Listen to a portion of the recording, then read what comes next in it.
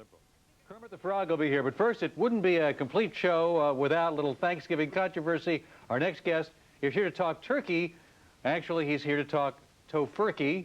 He says you should reconsider your Thanksgiving dinner menu and fix a feast the vegetarian way. Joining us in Washington from D.C. is Bruce Friedrich, Director of Vegan Outreach for People for the Ethical Treatment of Animals.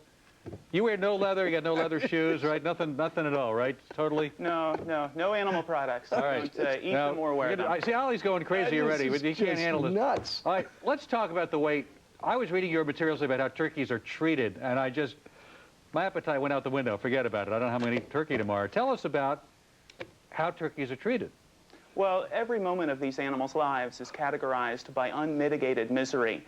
An industry journal indicates that because of genetic manipulation and all of the drugs that they're fed, if a 7-pound human baby grew at the same rate as a modern turkey, that baby, before she was 6 months old, would weigh in at 1,500 pounds. Right. Consequently, huge numbers of these animals, they drop over dead when their lungs collapse or their hearts give out or their legs cripple and they can't get to food.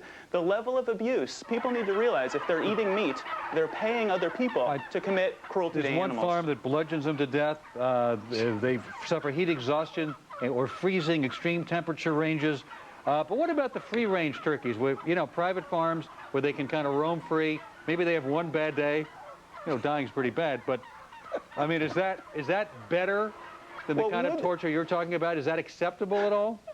Well, it's certainly better, but would that it were true. I've been to a couple of these free-range farms. The #1 turkey state in the country is Minnesota, and I grew up in Minnesota, and I've been to some of these small farms. The level of abuse, I think, is still beyond what most people would consider to be acceptable if they visited the farm. The animals are still shipped on the backs of transport trucks for many hours through the Minnesota winter bitter cold, and they're still strung up by their spindly legs, and their throats are slit. Bruce, if you could, would you make it illegal to eat animals in America?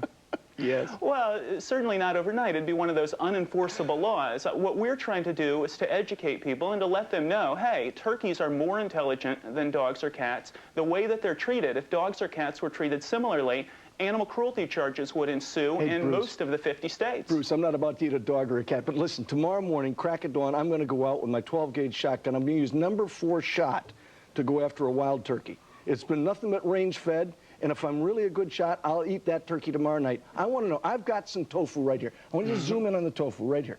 This is what you're talking about right here. This is tofu right here. I want to know what size shot to use on a tofu burger. You're going to kill the tofu? On a tofurkey. You're going to shoot the tofu? Come on, Bruce. I mean, look at this thing. Does this look good to you? Come on. There are an awful lot of wonderful alternatives to just eating a hunk of tofu, which is sort of like eating a mouthful of flour, or going out and shooting a living animal who values his life, just like you value your life. Hey, no, I would encourage people, check out our website, which is just goveg.com, G-O-V-E-G.com. We've also set up a special Thanksgiving hotline for people. It's toll-free. It's just 1-888-VEG-FOOD. 1-888-VEG-FOOD. I know you're concerned about the environment. I actually checked the ingredients in tofurkey, and I actually said that right. I don't want my mother to think I'm profaning. Tofurkey. Okay. It's fun to say. Vital wheat gluten. Isn't that gluten? Gluten. I mean, it sounds like the stuff that the kids used in school when I was, that paste. Gluten.